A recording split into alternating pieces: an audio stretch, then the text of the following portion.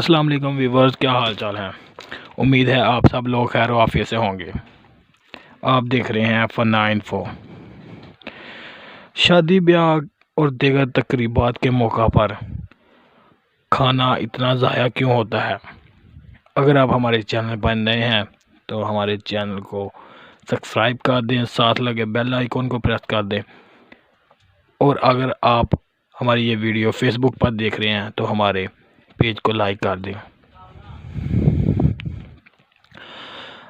शादी ब्याह और दीगर तकरीबात पर खाना ज़ाया क्यों होता है, इसके पीछे की वजूहात तो ये है कि एक तो यूँ होता है कि हम लोग जब खाने की तरफ बढ़ते हैं तो हर चीज़ वाफर मिकदार में पड़ी होती है। वो हर कोई अपनी तवक्का से ज़्यादा, अपनी भूख से ज़्यादा अपनी प्लेट में अंडेल लेता है, जबकि उनकी इतनी भूख ही नहीं होती जितना वो डाल लेते हैं।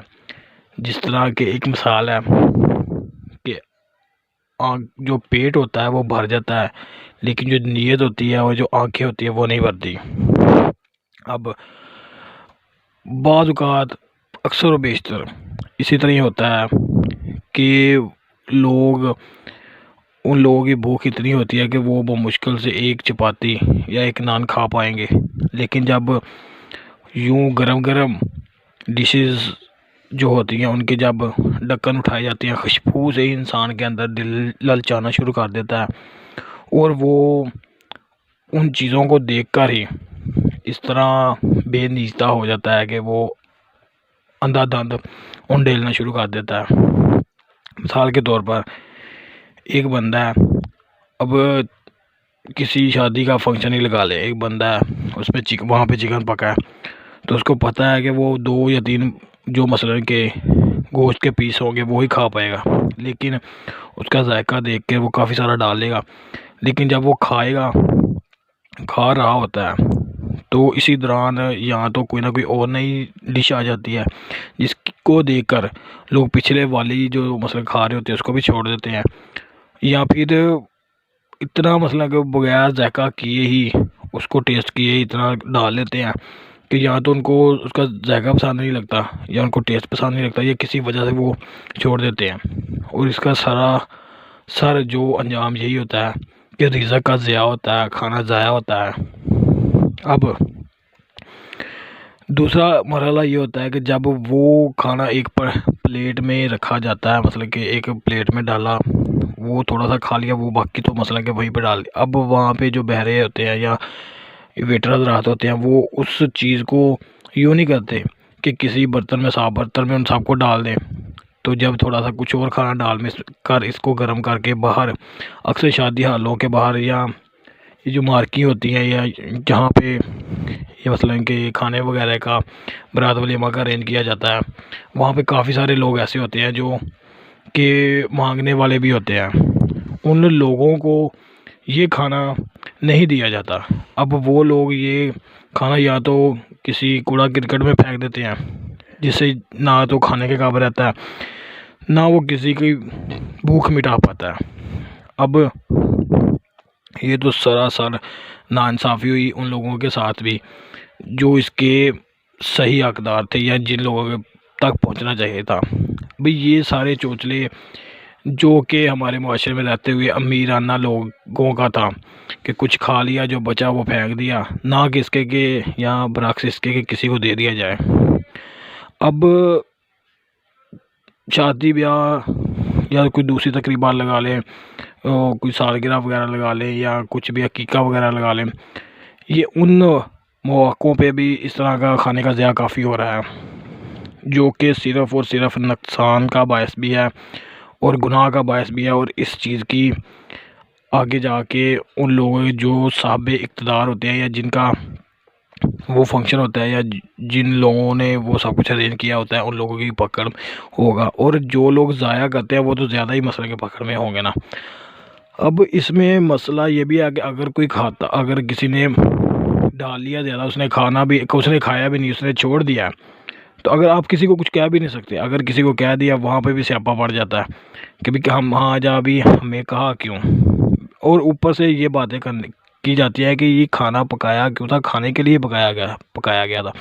और भाई खाने के लिए ही पकाया गया, खाओ जितना मर्जी, खा खा के चाहे वो क्या कहते हैं अपना पेट क्या भरना अपने गले तक ले आओ, लेकिन अपने अंदर तो डालो ना, बजाय इसके कि नुकसान करो। अब दूसरा अब मैं आपको एक बात बताता हूँ, एक वाकया इसी सिलसिले में मैं आपके साथ शेयर भी कर देता हूँ कि एक बंदा होता है वक्त का बड़ा ना मालदार होता है, हर चीज़ की रेल पेल होती है। अचानक से ना आस्ता आस्ता करके उसके ना जो मुआशी हालात होते हैं वो ना ख़राब होना शुरू हो जाते हैं। अब उसे कोई बंदा कहता है कि फ़लाँ जगह पे ना कोई अल्लाह का बंदा है, उसके पास जा और उससे ना जाके अपनी ना दुआ करवा कि अल्लाह के ये बंदे अल्लाह के महबूब होते हैं, अल्लाह पाक इसकी सुन देगा, अगर कोई रुकावट होगी या कोई मसला होगा तो वो तुम्हें बता भी देंगे। वो जब वो बंदा जाता है उन बुज़ुर्ग के पास तो वो कहते हैं कि जी तू ना, उनको सारा अपना मसला बताता है कि भी मेरे ऐसे ऐसे सिस्टम था, मैं अब ऐसे ऐसे हो गया हूँ, तो किसी ने मुझ पर जादू टूना कर दिया है या मेरा काम बंद कर दिया या रुकावटें डाल दी हैं, तो लिहाजा आप मुझे बताएं कि मेरे साथ क्या सिस्टम हो रहा है। वो कहते हैं, काफ़ी देर सोचते हैं, फिर वो कहते हैं कि अब तुम ना कुछ दिनों बाद आना, तो जब तुम आओगे तो जो तुम्हारा किचन होगा उसमें एक सिंक लगा होता है जिसमें बर्तन औरतें धोती हैं, वहाँ पे जो खाने के बाद के बर्तन होंगे ना उनकी उसी तरह तुम्हें तस्वीरें बना के ले आनी है, वो मुझे तुम्हें आके दिखानी है। तो जब वो बंदे को 2-4 दिन हफ्ते का जब टाइम मिलता है, जब वो वापस आता है तो वो ना उनकी 3-4 दिन की जो होती हैं बर्तनों की तस्वीरें वो बना लेता है मुख्तलिफ़ टाइम की। वो जब वो सारी तस्वीरें उसने बनाई होती हैं वो आके वो उन बुज़ुर्ग को दिखाते हैं, तो वो जब देखते हैं कि उसमें क्या होता है कि अक्सर कुछ खाने प्लेटों में खाना चावल या सालन वगैरह इतना बचा होता है कि जिससे किसी का पेट भर सकता हो, लेकिन वो ज़ाया हो गया। क्यों? कि उनके बच्चों ने या उनके किसी घर के अहबाब ने खाना अपनी ज़रूरत से ज़्यादा डाल दिया, नहीं खा सका, उसे प्लेट को वहीं पे उठाया, साइड पे कर दिया, आगे नई चीज़ डाल ली, और फिर उनकी जो मुलाजमा होती है वो उसी तरह ही उठाती है उन बर्तनों को, वो उधर ला के सिंक में रख देती है। अब जब बर्तन धुलते हैं, बजाय इसके कि वो जो सारा सालन था, जो बची चीज़ें थी, उनको किसी साफ बर्तन में निकालते, किसी को दे दिए जाता, जो मसलन कि भूखा होता उसका पेट भर जाता, वो सारा कुछ धुल के प्लेटें, वो सालन चावल धुल के सारा मसलन के नाली के ज़रिए होता हुआ बाहर सीवरेज में गटर में जाता है। अब जब वो बाबा जी ये बात समझ जाते हैं तो वो उनको कहते हैं कि भाई तेरे रिज़्क में कमी की वजह सिर्फ़ और सिर्फ यही है कि तेरे घर में ये देखो, ये जो खाना ज़ाया हो रहा है, ये जो रिज़्क ज़ाया हो रहा है, इसी की वजह से तुझ पे ये तंगी, ये आज़माइश आई है। अब चूँकि वो सारी तो तू ऐसे करके घर जा और ये सारी बातें बता, तो अपनी मसलन कि जो भी बर्तन उठाने वाली है मुलाजमा है या तुम्हारी खुद की खातून है उसको बोले कि इस तरह काम ना करे और इससे गुरेज करे। तो चूँकि उसको जब किसी बंदे ने भेजा होता है वो साथ में ये भी कह देता है वो कुछ ना कुछ तुम्हें दम करके देंगे। आज कल कुछ इस तरह का भी सिस्टम है ना कि हम लोग वज़ाइफ नहीं लेते, अगर कुछ मसला बन जाए तो हम लोग ये नहीं कहते कि भाई हमें कोई वज़ाइफ बता दें या कुछ पढ़ने के लिए बता दें जिससे हमारा मसलन के आजमाइश हल्की हो जाए या टाल जाए या ये हमारा जो मसला है ये ख़त्म हो जाए। हम लोग तवीज़ धागों और दामों पे भी की तरफ आ जाते हैं, क्योंकि वो आसान तरीका होता है ना, उस पर मेहनत किसने करनी होती है, जो मसलन के मुफ्ती साहब होते हैं, पीर साहब होते हैं, जो बाबा जी होते हैं, उन्होंने मेहनत करनी होती है, हम लोगों ने थोड़ी मेहनत करनी होती है उस पर। अच्छा, पर वो बंदा ना मुतमिन नहीं होता, वो कहता है नहीं जी मुझे आप कुछ ना कुछ दम करके दें, मुझे जिसने भेजा तो उसने कहा था आप कुछ ना कुछ दम करके देंगे। बाबा जी फिर कहते हैं उसकी तसल्ली के लिए, कहते हैं चलो एक ना बर्तन लेते हैं, उस पे 21 दफ़ा सूरत फातिहा पढ़ के ना फूंक के दे देते हैं, कहते हैं लो जी अब जब बर्तन इसमें पकाओगे इसमें खाओगे ना तो ध्यान से, मसलन कि ये जो सारी बातें मैंने बताई इन चीज़ों का ध्यान रखना कि रिज़्क ज़ाया ना हो। अच्छा, वो बंदा चला जाता है, तो चूँकि अल्लाह पाक की कलाम पढ़ी गई थी उस पर, तो रिज़्क में ना उसी तरह फरावानी शुरू हो जाती है। वो बंदा कुछ दिनों के बाद आता है, कुछ अरसे के बाद आता है, तो बाबा जी के पास आके ना उनके हाथ चूम उनकी बड़ी मसले की अकीदत करता है कि भई आपकी वजह से ऐसे हो गया भैया। वो कहते चलो ठीक है, दुआ तो हमने की या मसलन अल्लाह का कलाम पढ़ के दिया, उस पाक ज़ात ने करम कर दी, लेकिन इसके पीछे वजह यही थी कि आप लोगों ने रिज़्क जो ज़ाया किया था उसकी वजह से अल्लाह पाक ने आपको ये सिस्टम दिया। अक्सर औक़ात क्या होता है कि हम लोग शादी ब्याह जो होते हैं इस पे कहीं भी हमारे दीन में ये बात नहीं कही गई कि भाई बड़े बढ़ चढ़ के शादियाँ करो।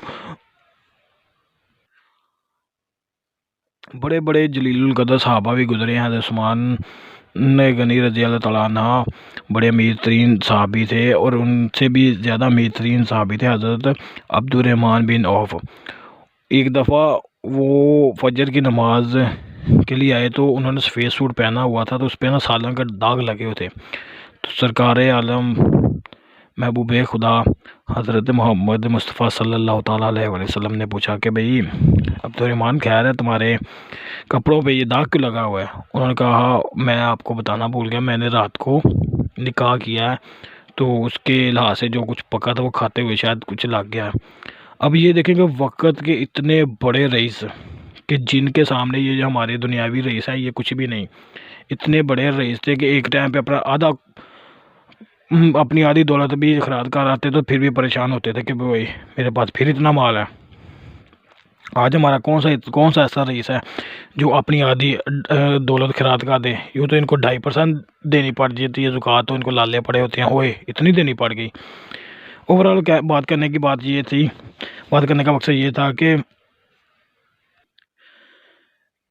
इतने वो अमीर लोग थे लेकिन वो जब अपने निकाह करते थे, शादी ब्याह करते तो इतना भी वाबिला नहीं करते थे। अब हम लोग क्या करते हैं, सिर्फ दिखावे के लिए कर्ज उठा लेते हैं। और बहुत सारे ऐसे मैंने मामला देखे हैं, बहुत सारे ऐसे लोग देखे हैं जिनको मैं खुद आँख जानता हूँ कि उन लोगों ने सिर्फ अपनी माशरे में नाक रखने के लिए ही कर्ज उठाकर शादी ब्याह किए। आज तक वो लोग उस कर्ज से बाहर नहीं आ पा रहे।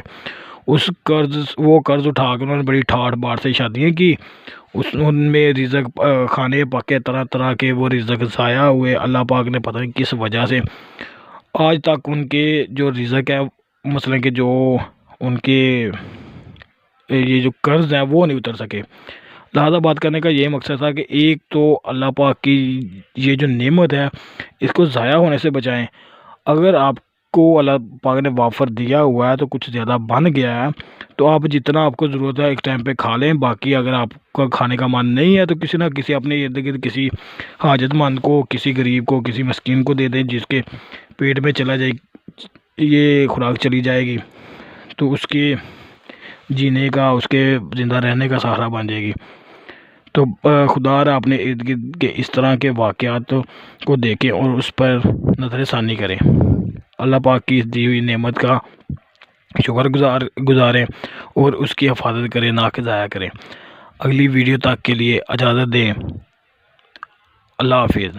हमारी इस्लाही और मालूमाती वीडियो देखने के लिए हमारे चैनल को लाइक और सब्सक्राइब कर दीजिएगा ताकि हमारी आने वाली वीडियोज़ आप तक पहुँच सकें। अल्लाह हाफिज़।